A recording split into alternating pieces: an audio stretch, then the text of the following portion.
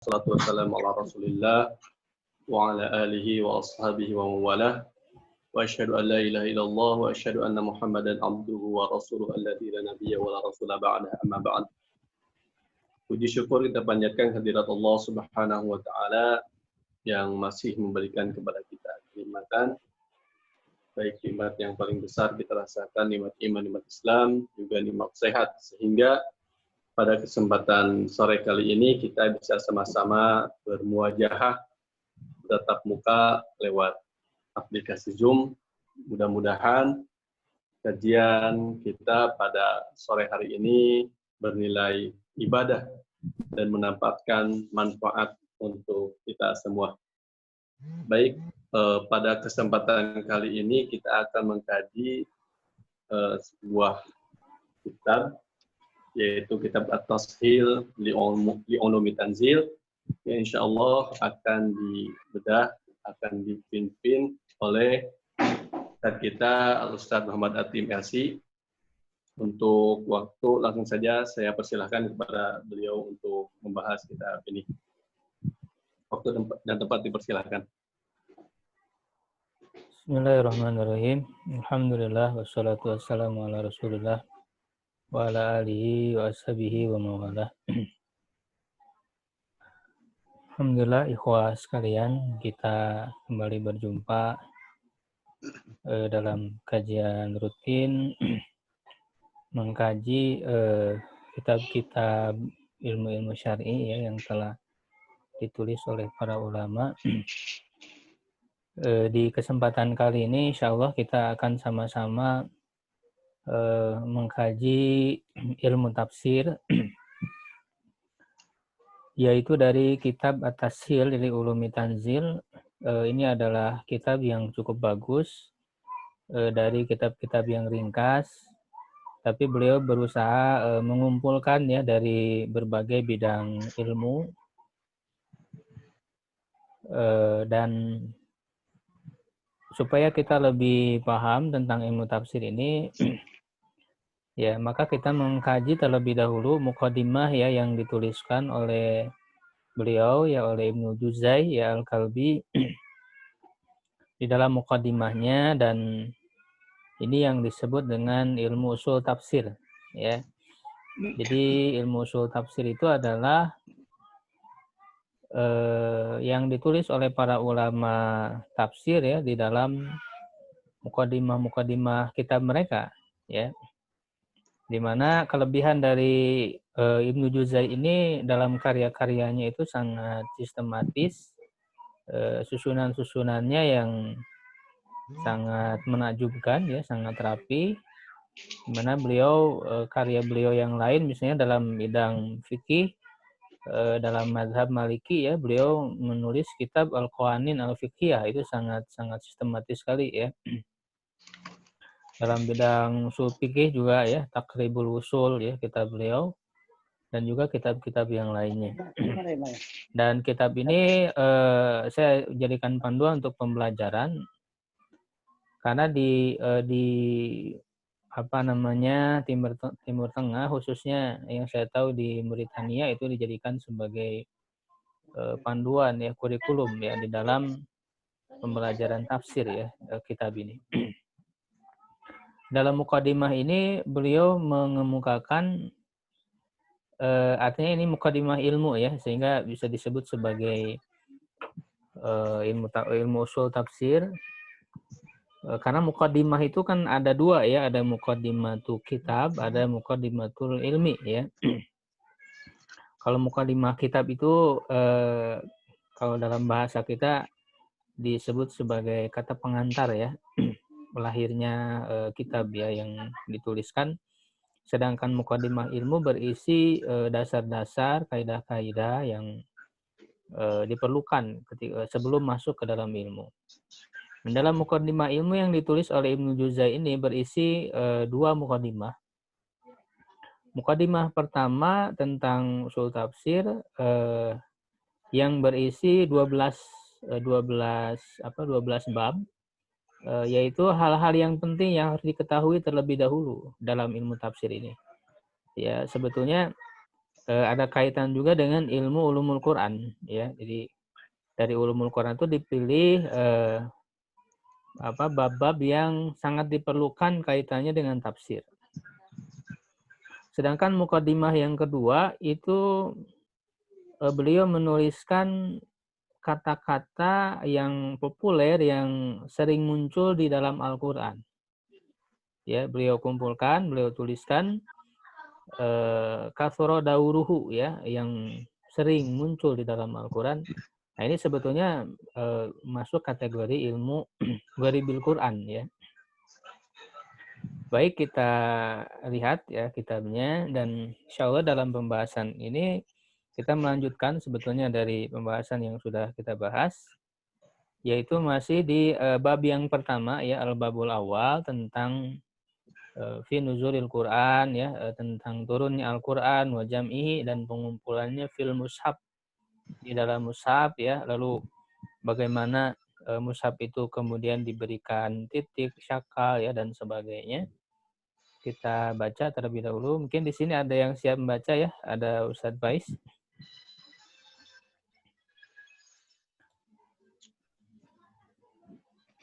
Ya, dari kata wanta syarat, ya. Silakan.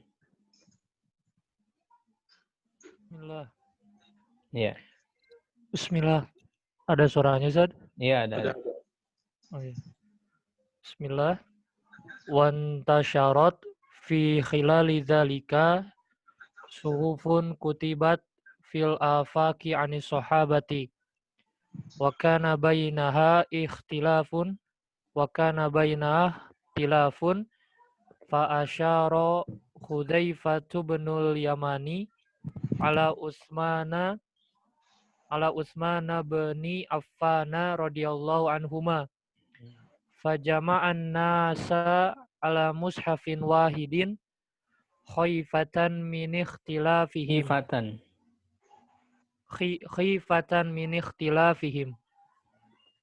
fantadaba lidzalika Utsmanu wa amara Zaid bin Tsabitin fajama'ahu wa ja'ala ma'ahu salasatan min Quraisyin Abdullah bin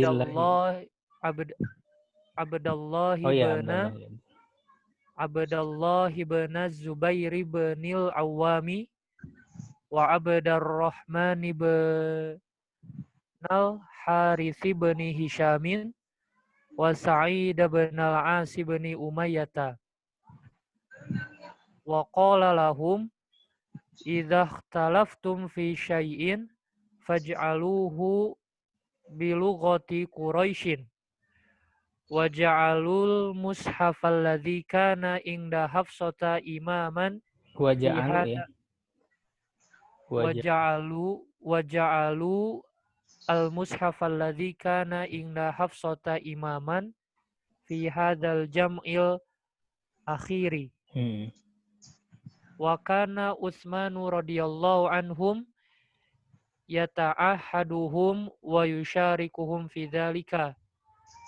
Falamma kamulal mushafu nasakha Utsmanu radhiyallahu anhu minhu nusakhon, ya, jamak. Jamak dari nuskhatan. Nasakha Utsmanu radhiyallahu anhu minhu nusakhon wa wajjahaha ilal amsari wa amara bima siwaha antukhroko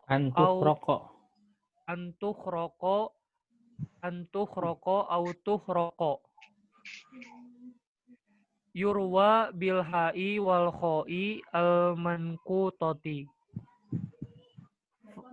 fatarti busuwari alama huwal ana min fi'li Utsmana wa Zaid bin Tsabitin walladzina katabu ma'ahu al-mushafa wa qad qila innahu min fi'li Rasulillah sallallahu alaihi wasallam wa dzalika dha'ifun tarudduhul atharul waridatu fi dzalika Ya, sampai situ dulu. Ya. Ya, jadi ini berkaitan dengan ditulisnya mushaf ya. Di mana di pembahasan sebelumnya kita sudah bahas pada zaman Abu Bakar Siddiq radhiyallahu anhu itu dikumpulkan ya Jam'ul Quran, dan memang latar belakangnya karena banyak para penghafal Quran itu meninggal ya di dalam perang Yamamah ya melawan orang-orang yang murtad atas usulan Umar bin Khattab ya untuk mengumpulkan Al-Quran itu di dalam lembaran-lembaran. Nah, cuman lembaran-lembaran yang menuliskan Al-Quran itu belum tersusun surat-suratnya. Ya, jadi surat-suratnya itu belum tersusun ya seperti sekarang. Ya, jadi ini menunjukkan bahwa memang susunan surat itu bukan hal yang tauqifi. Ya, tetapi memang nanti ijtihadi dan merupakan apa yang dilakukan oleh Utsman bin Affan dan panitia yang ditunjuk oleh beliau yang diketuai oleh Zaid bin Thabit. Ya. Nah, lalu pada zaman Utsman bin Affan ya, dan mushaf itu kan dari Abu Bakar kemudian kepada Umar, lalu dari Umar kepada Hafsah ya istri Rasulullah SAW ya, anak Umar. Dan ini merupakan keistimewaan bagi Hafsah sebagai penjaga mushaf Al-Quran. Ya, wanta syarat fi khilal dzalika suhufun kutibat fil afaqi an syuhaba, dan tersebarlah pada masa itu. Saya punya dagangan ini gimana ya? Ya, lembaran-lembaran ya yang ditulis di berbagai negeri ya dari para sahabat, wa kana bainaha ikhtilaf. Ya, ada padanya ada ikhtilaf, ada perbedaan. Ya, jadi ada terjadi perbedaan pembacaan Al-Quran karena walaupun dituliskan di dalam mushaf itu, para sahabat yang lain juga mereka memiliki ataupun menulis mushaf-mushaf sendiri. Ya, sehingga terjadi perbedaan ya di antara para sahabat itu, hampir terjadi perpecahan. Ya, nah hal ini kemudian kejadian ya, ada satu kejadian yang didengar oleh Hudzaifah bin Al-Yaman ya, sampai mereka mau berpecah ya gara-gara sangat berbeda di dalam bacaan Al-Qur'an itu. Ya, lalu Hudzaifah bin Al-Yaman ini melaporkannya kepada Utsman bin Affan. Ya, fa asyara Hudzaifah bin Al-Yaman ala Utsman bin Affan radhiyallahu anhuma. Ya. Nah, kalau penyusunan mushaf pada zaman Utsman ini memang latar belakangnya berbeda. Itu karena terjadi perpecahan, karena di sahabat-sahabat yang lain yang kemudian juga tentu diajarkan ya kepada tabi'in ya, terjadi perbedaan ya. Nah, maka yang dilakukan oleh Utsman ya, fajama'an nasa ala mushafin wahidin ya, beliau mengumpulkan manusia di atas satu mushaf. Ya, khifatan min ikhtilafin ya, karena khawatir dari perbedaan ya di antara mereka. Fantadaba lidzalika Utsman ya, Utsman kemudian melakukan hal itu. Wa amara Zaid bin Thabitin fajama'ahu, memerintahkan Zaid bin Thabit. Ya, dan bin Thabit ini di antara penulis wahyu, cuman kan dia dari Ansor ya, Zaid bin Thabit itu. Kenapa dipilih? Karena memang dia adalah orang yang paling menguasai ya terhadap Al-Quran ya, yang paling hafal terhadap Al-Quran, sudah tidak diragukan lagi, karena juga Rasul mempercayakan juga kepada Zaid bin Thabit, sehingga ditunjuklah Zaid bin Thabit ini untuk menjadi ketuanya ya. Nah, lalu memilih juga 3 orang ini anak muda semua ini, anak muda yang mereka berilmu. Jadi memang ilmu-ilmu Islam ini pada awalnya banyak dijaga ya oleh para pemuda. Waja'ala ma'hu salasatan min Quraisy, ya. Ada 3 orang dari Quraisy, yaitu Abdullah bin Zubair bin Awam. Ya, di mana Abdullah bin Zubair itu kan lahir ketika dalam masa hijrah ya, hijrah ke Madinah gitu ya.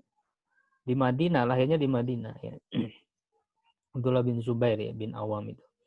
Lalu Abdurrahman bin Harith bin Hisham ya, Sa'id bin As bin Umayyah, dan ini semuanya adalah dari Quraisy. Ya. Waqala, dan Utsman berkata lahum kepada mereka, idza talabtum fi syai'in, apabila kalian berbeda dalam suatu hal ya dari Al-Qur'an itu, faj'aluhu bi lughati Quraisyin. Ya, maka jadikanlah Al-Qur'an atau pilihlah dengan bahasa Quraisy, karena memang Qur'an itu dengan bahasa Quraisy ya. Wa ja'alul mushaf alladzi kana inda Hafsata imaman, dan mereka menjadikan mushaf yang ada pada Hafsah sebagai imam, sebagai pemimpin fi hadzal jam'il akhiri, di dalam di dalam pengumpulan yang terakhir ini. Wa kana Utsman radhiyallahu anhu yata'ahaduhum, dan Utsman bin Affan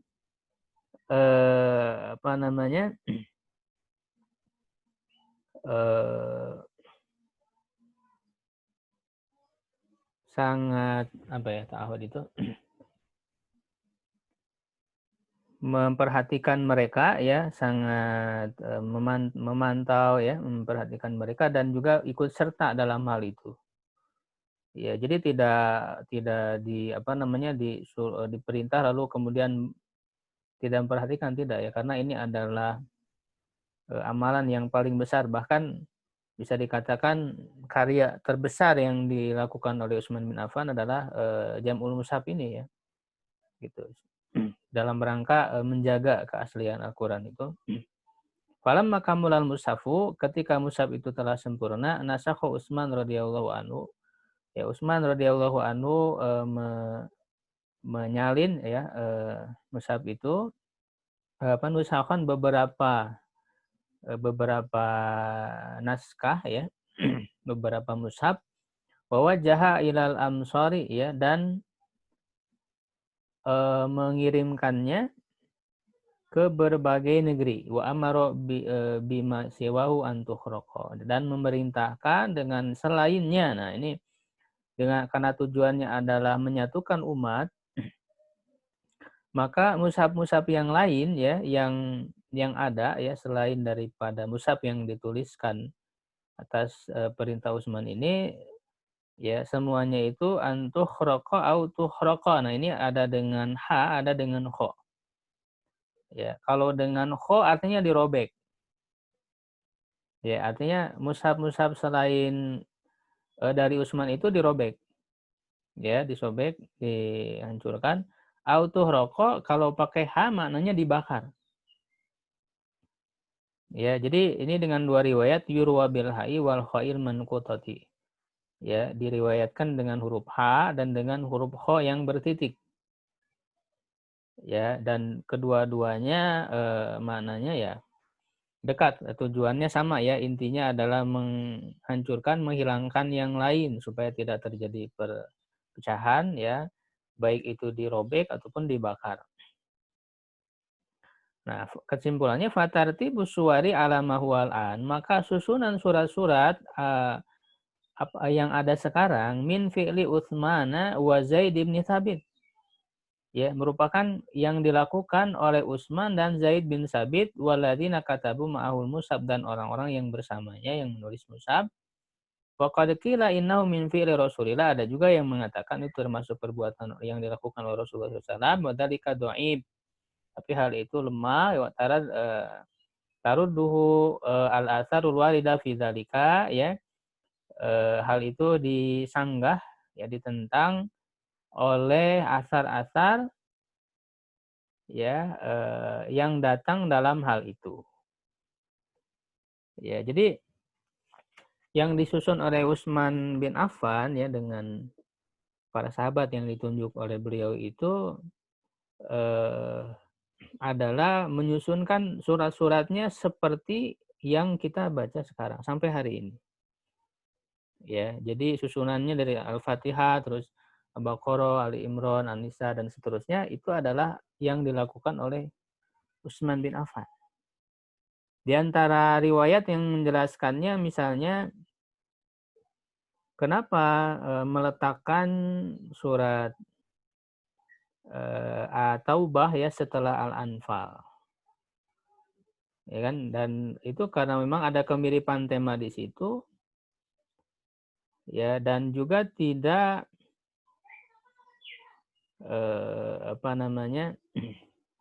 tidak ada bismillahnya, itu hikmahnya karena memang masih nyambung gitu tema antara surat Al-Anfal dan surat At-Taubah itu ya. Nah, dari sinilah maka susunan surat itu ijtihadi, merupakan ijtihad ya para sahabat, tapi kemudian dia menjadi ijma kan. Jadi ijma ya para sahabat dalam penyusunan mushaf itu. Ya, sehingga kalau ada orang yang kemudian merubah atau ini menyalahi ijma ya, kesepakatan seluruh sahabat pada saat itu ya. Dan sehingga menjadi kuat ya dalil ini. Ya, nah itu berkenaan dengan penyusunan mushaf. Jadi memang ada perbedaan antara yang disusun pada zaman Utsman dan apa yang dikumpulkan pada zaman Abu Bakar ya. Kalau zaman Abu Bakar sebatas menuliskannya saja, ya menuliskannya saja di dalam lembar-lembaran, ya karena khawatir hilang, karena khawatir lenyap, karena banyak para penghafalnya yang meninggal. Ya, dan belum tersusun rapi surat-suratnya itu. Kalau ayat-ayatnya sudah tersusun, karena kalau susunan ayat itu tauqifi.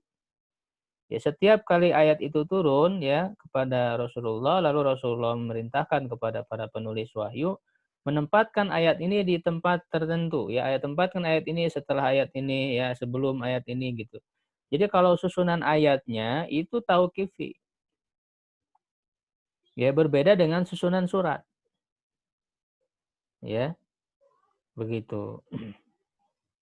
Makanya di dalam ilmu munasabah misalnya ya korelasi antara satu ayat dengan ayat lain ya surat dengan surat lain ya itu banyak dibahas oleh para ulama sebagai ilmu munasabah. Nah, ada di antara para ulama yang tidak mengkaji munasabah antara satu surat dengan surat lain karena alasannya ini ijtihadi bukan tauqifi. Di antaranya misalnya Syekh Muhammad Thahir bin Asyur ya dalam kitab beliau Tahrir wa Tanwir, beliau diantaranya konsen pada ilmu munasabah, korelasi. Tapi beliau hanya membahas korelasi antara ayat dengan ayat saja. Tidak membahas antara surat dengan surat. Ya, karena beliau memandang berdasarkan hal ini, penyusunan surat-surat itu tidak tauqifi, itu ijtihadi. Sehingga di dalam sholat misalnya boleh saja orang kemudian tidak tersusun di dalam pembacaan antara satu surat dengan surat lain. Tapi kalau ayat harus tersusun. Ya, dalam pembacaannya. Begitu ya. Nah, baik kita lanjut ke poin berikutnya. Silakan Ustaz Faiz. Wa amma naqtul Qur'ani. Wa amma Ustaz. Ya. Wa amma nuqatul Qur'ani Naqtul Qur'ani. wa amma naqtul Qur'ani wa syakluhu fa awwalu man fa'ala dzalika Al-Hajjaj bin Yusufa bi amri Abdul Malik bin Marwana. Wa zadal Hajjaju tahzibahu wakila awwalu man naqatahu Yahya bin Ya'maro wakila Abu al-Aswadi ad-Du'ali. Wa amma wadu'ul a'syari fihi fakila innal hajjaja fa'ala dzalika wakila bal amarahu bihil al-Ma'munul Abbasi. Wa amma asma'uhu fahiya arba'atun. Sampai situ dulu ya. Nah, jadi ini poin berikutnya tentang penulisan titik dan juga syakal ya. Karena apa yang ditulis pada zaman Utsman bin Affan itu belum ada titik ya, belum ada syakal. Ya. Tapi ada satu hal yang perlu saya untuk menjadi perhatian ya, bahwa apa yang dituliskan pada zaman Utsman itu bisa dibaca dengan berbagai qiraat.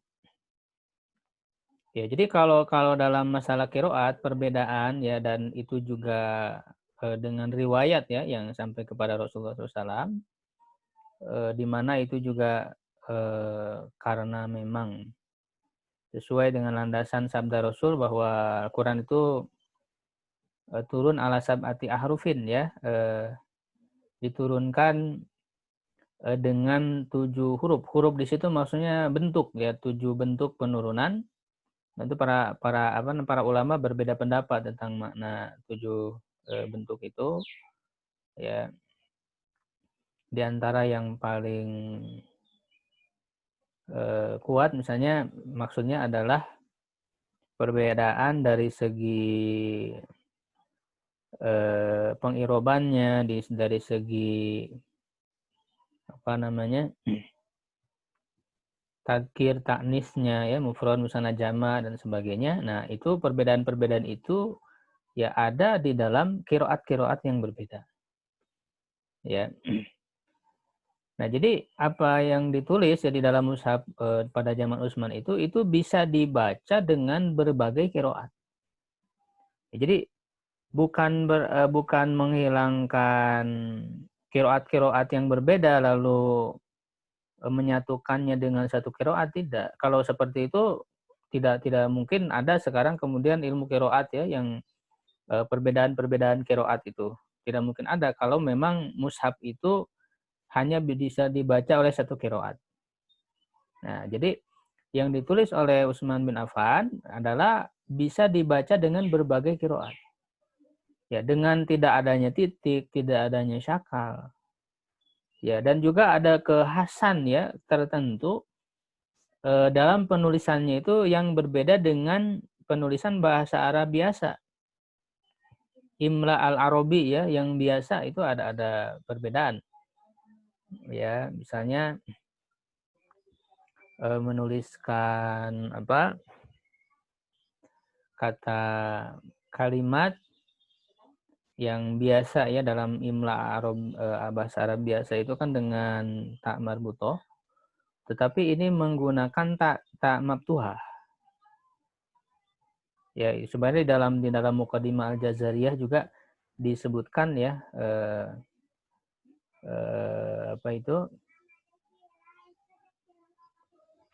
dalam Muqaddimah Al-Jazariyah tuktab bitta'i ya, dengan huruf ta maftuhah, tidak dengan huruf ta marbutoh. Ya, itu menunjukkan dengan penulisan seperti itu dimungkinkan dibaca dengan qiraat yang berbeda. Ya, jadi seperti itu. Nah, baru kemudian yang menuliskan titik ya, di sini dikatakan wa amma naqtul Qur'an wa syaqruhu, pemberian titik dan juga syakal, fa awwalu man fa'ala dzalika al-Hajjaj bin Yusuf ya As-Saqafi. Walaupun beliau itu kezaliman yang besar kepada kaum muslimin ya dalam sejarah, tapi peran beliau juga ada seperti dalam Al-Qur'an ini ya. Bi amri Abdillah al-Malik ya bin Marwan, dengan perintah Abdul Malik bin Marwan wazad al-Hajjaj tahzibahu. Dia menambahkan membagi Al-Qur'an ya, tahzib, membuat hizb-hizbnya ya. Wakil awalu man naqatahu Yahya bin Ya'mar ya, wakil Abul Aswad Adu Ali. Dikatakan Abul Aswad Adu Ali. ya. Tapi yang saya pelajari ya, terutama misalnya yang dijelaskan oleh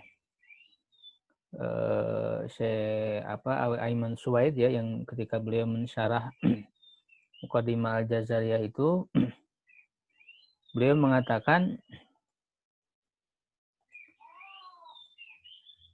orang yang pertama kali membuat titik ya, yang lebih kuatnya adalah Abul Aswad. Abul Aswad Ad-Du'ali, wafat tahun 69 Hijriah. Yang dilakukan oleh Abul Aswad Ad-Du'ali adalah membuat titik untuk tanda harokat. Ya, jadi pada awalnya harokat itu dituliskannya berupa titik. Itu oleh Abul Aswad Ad-Du'ali. Abul Aswad Ad-Du'ali juga adalah peletak ilmu kaidah-kaidah bahasa Arab, ilmu nahu, ilmu tasrif ya, atas perintah Ali bin Abi Thalib ya.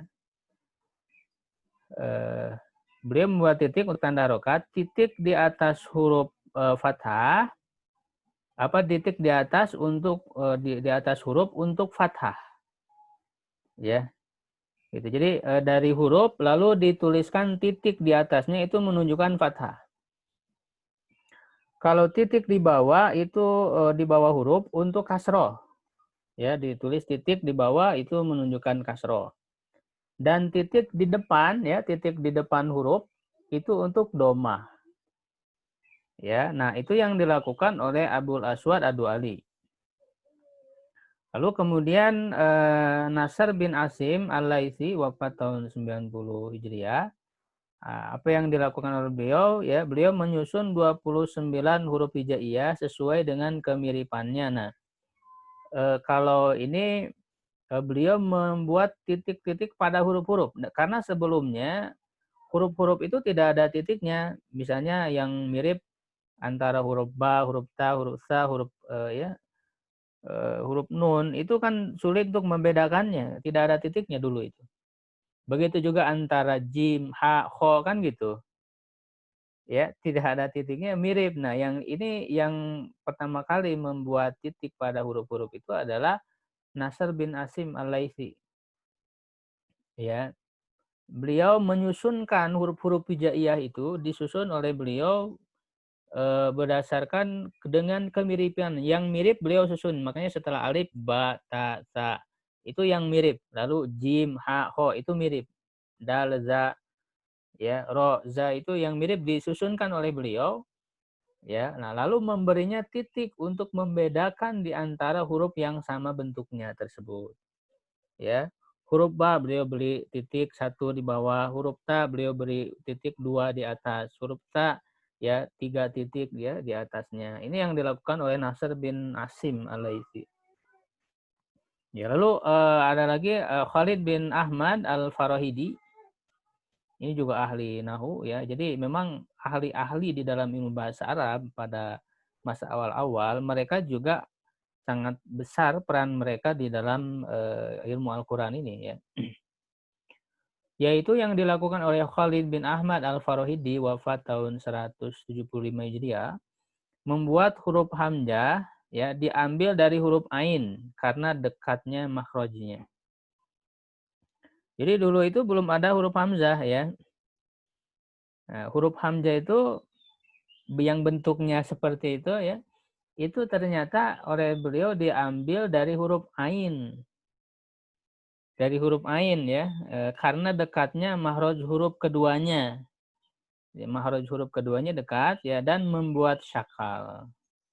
Ya, harokat diambil. Nah, jadi yang membuat syakal yang kemudian setelah yang dilakukan oleh Abul Aswad Ad-Du'ali ya karena dia menggunakan titik bisa jadi menjadi apa namanya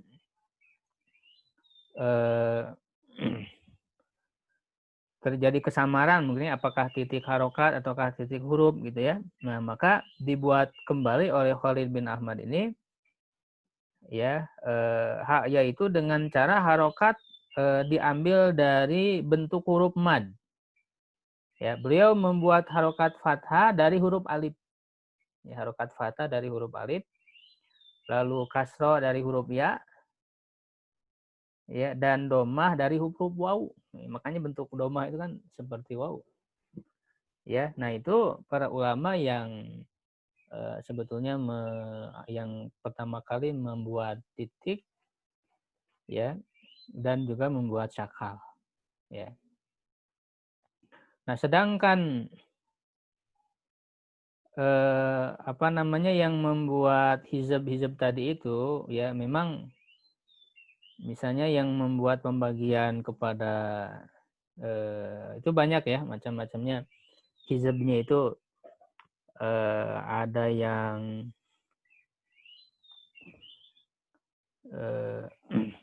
kepada 30 juz gitu ya. Itu kan awal-awal tidak ada di zaman Rasul, zaman para sahabat ya, belum dibagi kepada 30 juz itu. Yaitu pertama kali dilakukan oleh Hajjaj bin Yusuf ini.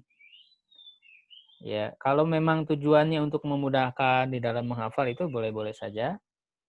Ya. Membagi kepada 30 juz ya.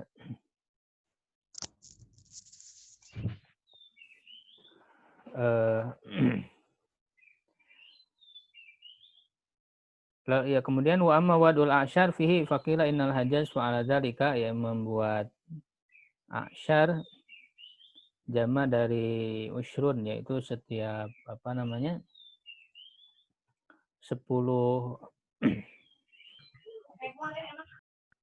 setiap 10 apa ya?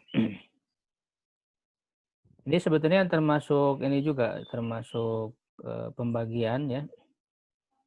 Bagian ayat-ayat Al-Qur'an ya.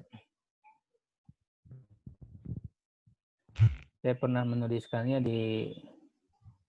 di grup itu.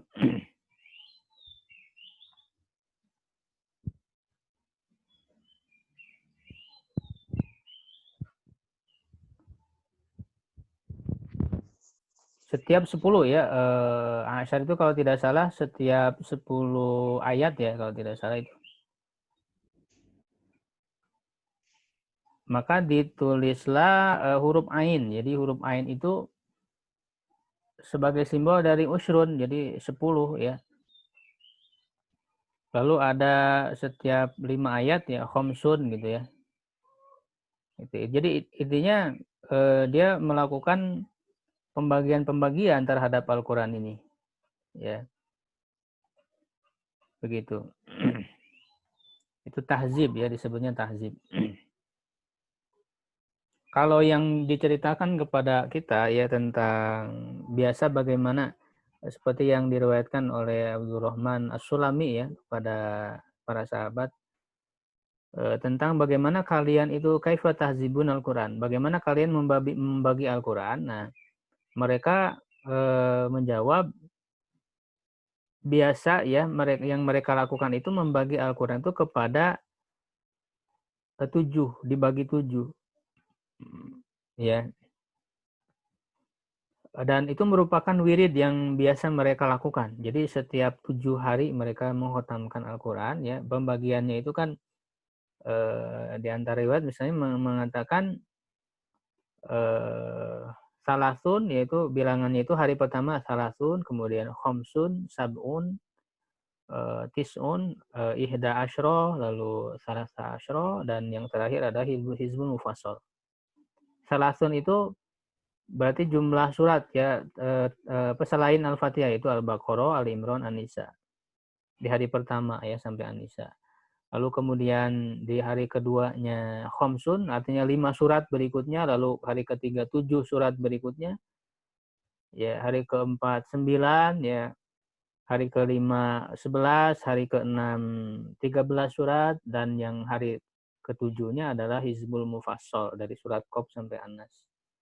Nah, para ulama atau di zaman sekarang itu dikenal, mereka menyimbolkan ya dengan kata-kata fami bisyaukin. Ya, fami bisyaukin adalah singkatan di dalam menghatamkan Quran dalam 7 hari. Ya, huruf fa-nya adalah Al-Fatihah, huruf mim-nya Al-Maidah, huruf ya-nya Yunus, huruf ba-nya Bani Israil, huruf shin-nya Asy-Syu'ara, huruf waw-nya Was-Saffat, dan huruf qaf-nya surat Qaf hari ke-7 sampai surat An-Nas.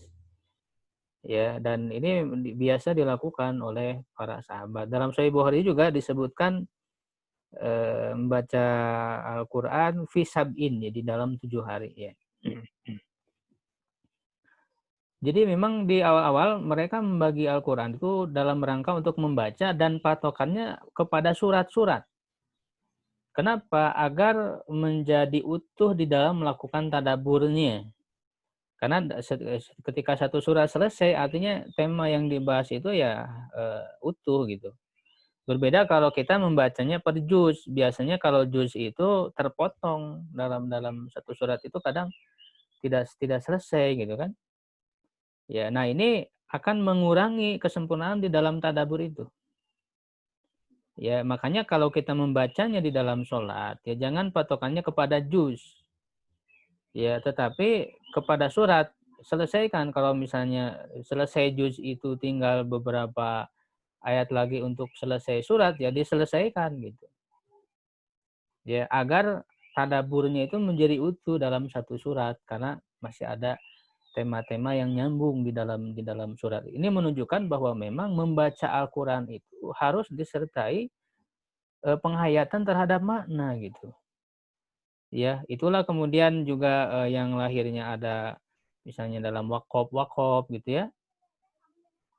Ketika membaca surat Al-Maun ya, fawailul lil musallin gitu kan. Jangan berhenti sampai di situ. Ya, karena kalau berhenti di situ itu bisa melahirkan makna yang salah, celakalah orang sholat gitu kan. Itu harus dilanjut ya, para musallin alladzina hum an sholatihim sahun gitu ya. Jangan berhenti di situ. Begitu. Jadi ada penjagaan terhadap makna-makna yang kita baca dari ayat-ayat itu gitu ya. Nah, kita lanjutkan. Itu tentang titik ya dan syakal juga pembagian Al-Qur'an ya. Ada yang mengatakan diperintahkan oleh Ma'mun ya Al-Abbasi asmahu ya. Adapun nama-nama dari Al-Qur'an fahiya arba'ah ya, ada 4, Al-Qur'an, Al-Furqan ya, Al-Kitab ya, wa Dzikr. Ya. Jadi penulis menyebut bahwa nama-nama Quran ini sedikit lagi ya sebelum nanti masuk ke bab kedua. Ada 4 ya, Al-Quran, Al-Furqan, Al-Kitab dan Az-Zikr. Ya, wasairu mas yusamma sifatu la asma. Nah, adapun yang lainnya ya nama-nama yang disebutkan itu bukan nama tapi sifat. Ya, seperti kawasfihi bil azim ya, al-azim, al-karim, al-matin, al-aziz, al-majid dan yang selainnya. Itu sifat-sifat, tidak disebut nama. Kata beliau namanya 4. Ya, wa fa'ammal Qur'an. Nah, adapun Al-Qur'an fa asluhu asalnya masdar qara'a. Qara'a yaqra'u Qur'anan. Ya, summa utliqa 'alal makruh, lalu dimutlakan digunakan ya untuk makna makruh yang dibaca. Ya, nanti di dalam pembahasan ma'ani kalimat-kalimat Quran di mukadimah kedua akan dibahas tentang makna Quran. Itu ada 2, ada makna qiraah. Ya, misalnya Fattabi Qur'ana ya di dalam surat Al-Qiyamah itu. Qur'ana di sini maksudnya qiraah, baca, dan juga Quran ya secara menjadi istilah bahwa ini adalah Al-Qur'an gitu. Amal Furqan, adapun Al-Furqan fa masdarun aidon, masdar juga makna tafriqah bainal haqqi wal batil ya, membedakan antara hak dan batil. Wa ammal kitab, adapun kitab fa masdarun juga adalah masdar summa utliqa 'alal maktub, lalu digunakan untuk yang ditulis. Kitab itu. Wa amma dzikru, adapun zikir fasumiyal Qur'anu bihi lima fihi min dzikrillah. Al-Qur'an dinamakan az-zikr karena di dalamnya mengandung zikir kepada Allah, au minat tadzkir, ataupun untuk mengingatkan, wal mawaid, dan juga berisi nasihat-nasihat. Wa yajuzu fi surah minal Qur'an al-hamzu. Boleh di dalam surah dari Al-Qur'an dengan hamzah. Wa tarkul hamzi lughatu Quraisyin. Dan tidak dengan hamzah. Artinya dalam membaca surah itu bisa surah, bisa surah ya, pakai hamzah ataupun pakai waw ya. Wa ammal ayat, adapun ayat, fa asluhal alama. Kenapa disebut ayat gitu ya? Ayat itu asalnya maknanya alamah ya, tanda. Tsumma summiyatil jumlatu minal Qur'an bihi. Lalu jumlah di dalam Al-Qur'an dinamakan ayat li'annaha alamatun ala sidqin Nabi sallallahu alaihi wasallam. Karena dia merupakan tanda ya atas kebenaran Nabi sallallahu alaihi wasallam. Ya, itu bab pertama ya dari mukadimah beliau. Barangkali sampai situ ya kita buka mungkin sesi tanya jawab. Kembalikan kepada MC silakan. Baik, terima kasih kepada Ustadz yang telah menyampaikan terkait muqaddimah Ulumul Quran, yang mana itu dibahas terkait sejarah bagaimana Quran itu dijadikan menjadi satu mushaf yang tadinya tersebar jadi beberapa mushaf yang kemudian disebutkan oleh Zaid bin Thabit. Dan juga tadi beberapa disebutkan terkait pemberian titik, kemudian pembagian hizab dan lain sebagainya. Baik, bagi yang ingin bertanya dipersilakan untuk angkat tangan atau ditulis di kolom komentar.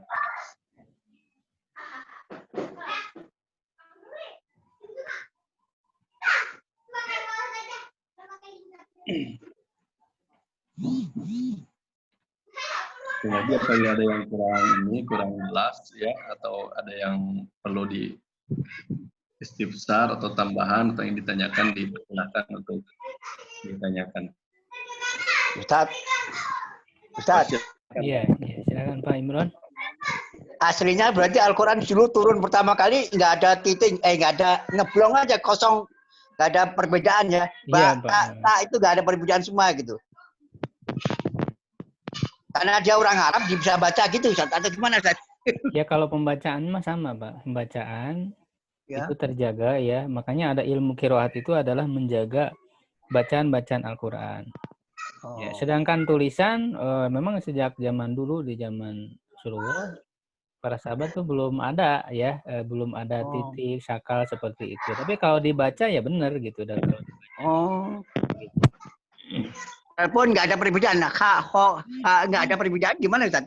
Nggak ada titik dengan itu, tetap bisa baca gitu ya? Iya, tetap bisa baca, Pak. Bagi orang Arab, bagi orang kita mungkin nggak bisa. Iya. Baik, silakan ada. Itu nggak akan meleset Ustaz ya? Dalam menyusun itu nggak ada yang lepas Ustaz? Yang apa? Ya ayat atau apa nggak ada yang lepas sama sekali gitu, wahyu itu Ya, disusunnya itu nggak kan ada yang memang lepas. sudah menjadi janji Allah Pak untuk menjaga Al-Quran. Oh gitu ya. Surat Al-Hijr ayat 9 ya. Inna nahnu nazzalna dzikra. Sungguhnya kamilah yang menurunkan adzikr, yaitu nama dari Al-Quran. Wa inna lahu lahafidun, ya sungguhnya kamilah yang menjaganya gitu. Benar-benar menjaga. Itu sudah menjadi jaminan dari Allah, Pak. Tidak boleh kita meragukan seperti misalnya orang-orang liberal ya yang meragukan atau orang-orang Syiah gitu ya. Itu ada kesalahan dalam penyusunan Quran katanya. Para sahabat itu tidak amanah dan sebagainya. Itu orang-orang kafir ya yang tidak mempercayai itu. Kalau kita harus yakin karena Allah sudah menyebutkan tadi dalam surat Al-Hijr tadi. Karena ada kalimat kami itu berarti melibatkan manusia, Ustaznya? Tidak, Pak. Kami di situ litazim untuk mengagungkan Allah. Oh. Allah tidak butuh kepada yang lain, Pak. Cuman di dalam pembuktian janji Allah, Allah Subhanahu wa taala membuka kesempatan kepada manusia untuk mendapatkan kemuliaan ya di dalam merealisasikan janji Allah itu. Makanya orang-orang yang terlibat di dalam menjaga keaslian ini ya, dan itu semua kan dengan izin Allah, dengan pemilihan dari Allah gitu ya. Itu akan mendapat kemuliaan di dalam menjaga keaslian Al-Quran ini. Bukan berarti Allah butuh kepada makhluk, tidak. Allahus Shomad, ya Allah tidak butuh kepada makhluk. Ya, jadi ketika Allah menyebutkan inna dengan nahnu, itu bukan berarti Allah butuh syarikat. Nah, ya waliyadzubillah, kita tidak boleh ya, menyebutkan ada sekutu bagi Allah, ya, la syarika lahu. Makna dari dengan dhamir nahnu itu menunjukkan li ta'zim, kebesaran Allah, dan biasanya dalam Al-Qur'an itu digunakan dalam af'al Allah, ya, dalam perbuatan-perbuatan, ya, dan juga sifat-sifat Allah, karena menunjukkan yang dilakukan oleh Allah itu sangat banyak, sifat-sifat Allah juga sangat banyak yang menunjukkan kemuliaan dan kesempurnaannya. Nah, adapun ketika menggunakan dhamir ana dengan mufrad itu biasanya ketika menjelaskan zat Allah. Ya, misalnya innani ana rabbuka misalnya. Dengan dhamir ana itu ketika menyebutkan tentang zatnya. Begitu, Pak. Oh, beda pemano saja. Kalau kami ciptakan manusia. Nah, itu kan ada af'al kaitan, Allah, ada fi'lun apa? Allah. Oh, Ya, manusia kan penciptaan, khalqun itu di antara af'al Allah, ya, dengan menggunakan dhamir nahnu. Begitu, Pak, ya. Karena kan tidak ada orang kemudian makhluk yang bersyarikat dalam penciptaan, ya. Tidak mungkin. La syarika lahu, Allah tidak butuh syarikat. Ya, begitu.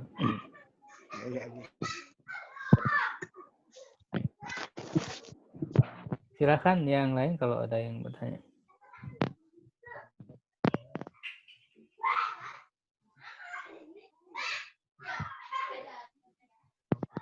Suaranya nggak masuk.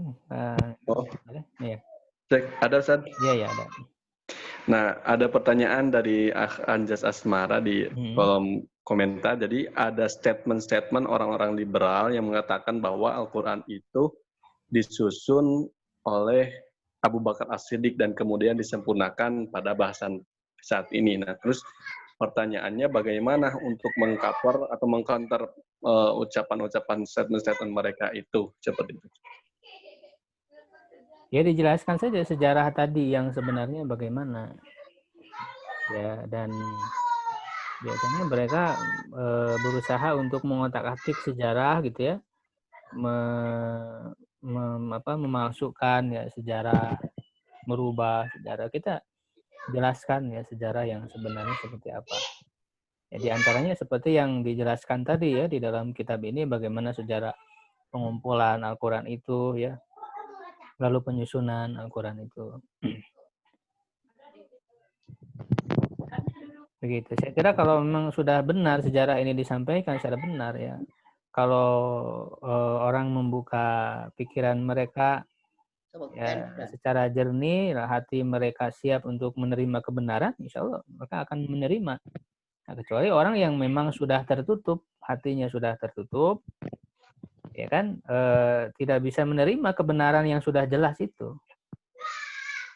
Ya, begitu. Yang penting kita menyampaikan bagaimana yang benar, apalagi dengan dikuatkan dengan jaminan dari Allah tadi, ya harusnya sudah cukup.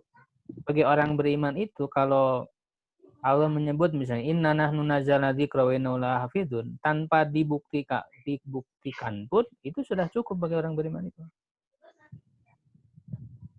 Ya, lalu kalau kita mau meneliti lebih membuktikan lagi, ya itu seperti perkataan Nabi Ibrahim alaihissalam.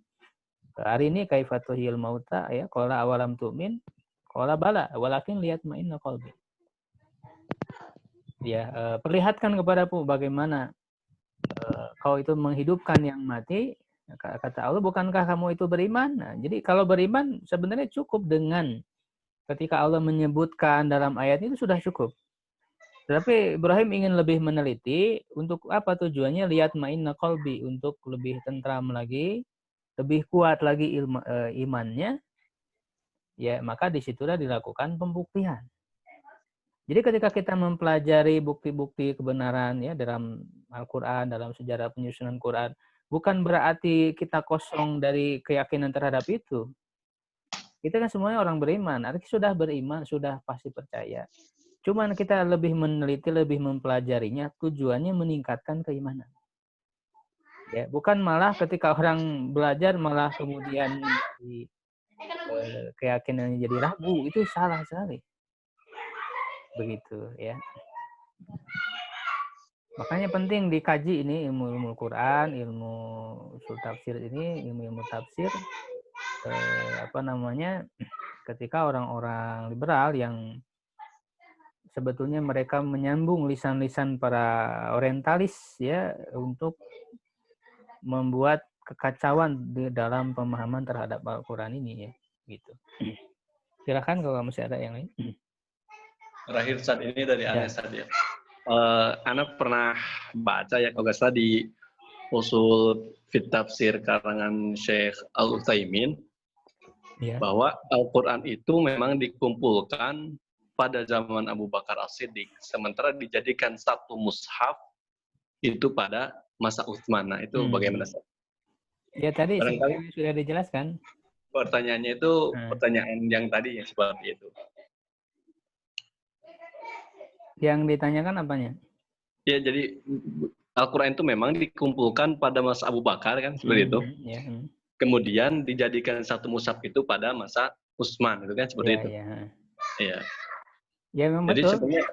Jadi sebenarnya pertanyaan yang tadi sama Anjas Asmara itu sebenarnya tidak salah gitu, karena pertanyaannya kan Al-Quran itu disusun penyusunan mushaf itu pada masa Abu Bakar, kemudian disempurnakan oleh Utsman, berarti benar kan? Jadi statement orang liberal kan, ini pertanyaannya statement orang liberal terkait hadis Bukhari tentang penyusunan mushaf oleh Abu Bakar, karena memang secara sejarah pun yang Anda baca dalam usul tafsirnya Syekh Shalih Utsaimin itu memang disusun pada masa Abu Bakar, dikumpulkan dari yang ada di kulit, kemudian di batu-batu itu kan seperti itu. Kemudian dijadikan satu mushaf pada masa Utsman seperti itu kan. Iya. Baik. Kalau dalam pertanyaan Anjas ini kan tadi katanya disempurnakan dalam bahasan hari ini. Itu ada kata-kata seperti itu. Jadi Al-Quran sudah sempurna, tidak perlu disempurnakan lagi. Orang liberal misalnya yang membuat edisi kritik Al-Quran, itu menghancurkan ya Al-Quran. Al-Quran sudah dijaga ya. Jadi yang dilakukan oleh Abu Bakar, Utsman bukan membuat suatu hal yang baru, dia hanya mengumpulkan Al-Quran yang memang sudah terjaga. Ya, dari sejak turunnya Quran ya, lalu kemudian ketika Rasul wafat, itu Al-Quran terjaga. Hanya dari masa Abu Bakar ini hanya sebatas menuliskan saja di dalam lembaran-lembaran. Adapun Al-Quran ini sudah ada. Begitu juga di zaman Utsman bin Affan, itu menyeragamkannya di dalam satu mushaf. Begitu. Ya. Ustaz, kenapa Rasul nggak memerintahkan untuk langsung pada saat turun disusun, perintahkan nyusun kok enggak ya? Rasul nggak memerintahkan untuk disusun sebenarnya. Ya Ustaz. Pada zaman Rasul kan ketika Rasul masih hidup, masih ada Rasul. Ya, sampai terakhir sebelum wafat itu nggak ada, ya dari mulai turun sedikit disusun, nggak memerintahkan nyusun nggak ya? Rasul kan memerintah kepada para penulis wahyu kan ada. Tulis ya ayat ini di tempat ini, itu memerintahkan kepada para penulis wahyu. Begitu. Dan secara keseluruhan sudah terhimpun di dalam dada orang beriman ya, selain yang dituliskan oleh para penulis wahyu itu sudah ada. Ketika selesai turun wahyu ya lengkap Al-Quran begitu. Ya. Hanya tulisan dari para penulis wahyu itu masih berceceran. Jadi yang dilakukan oleh Abu Bakar itu hanya menyusun, mengumpulkan saja yang berceceran yang sudah pernah ditulis oleh para penulis wahyu itu, begitu. Penulis wahyu siapa, Ustaz? Sahabat Rasul? Ya banyak Pak, para sahabat. Termasuk juga 4 khalifah itu kan juga para penulis ya. Ada Umayyah, ada tadi Zaid bin Sabit ya, ada Pak, itu bisa dilihat di dalam Tabulumul Quran yang tentang para penulis wahyu.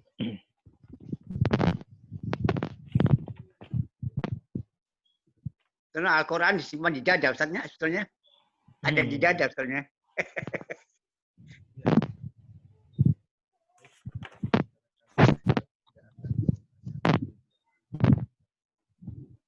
Ya. Tidak ada suaranya itu, Ustaz Saleh. Karena sudah tidak ada lagi yang bertanya, kemudian waktu sudah menunjukkan pukul 17:10. Barangkali kajian kitab ya pada sore hari ini dicukupkan sekian. Kemudian untuk closing statement dipersilahkan kepada Ustaz Muhammad Atim. Ya, ikhwah sekalian, dengan kita mengkaji ya ilmu-ilmu usul tafsir ya ataupun juga dari ilmu Quran yang bisa dibaca lagi secara lebih luasnya di dalam kitab-kitab ilmu Quran, yaitu terus menambah keimanan kita, pemahaman kita ya terhadap Al-Quran, sehingga itu menjadi pendorong kita untuk terus ya menggali mutiara-mutiara petunjuk yang ada di dalam Al-Quran ya, begitu. Terima kasih kepada Ustadz yang telah menyempatkan waktunya untuk berbagi sharing ilmu, membahas satu yang penting ya terkait usul qawaid tentang Al-Quran, pedoman kita. Kemudian terima kasih pula kepada para partisipan, para asatidz sekalian yang telah hadir ikut menyimak dari awal sampai akhir. Mudah-mudahan ini kajian kali ini bermanfaat ya bagi kita semua dalam menyelami ayat-ayat Allah Subhanahu wa taala. Baik, ditutup saja dengan doa kafaratul majlis. Subhanakallahumma bihamdik asyhadu an la ilaha illa anta astaghfiruka wa atubu ilaik. Wassalamualaikum warahmatullahi wabarakatuh. Waalaikumsalam warahmatullahi wabarakatuh.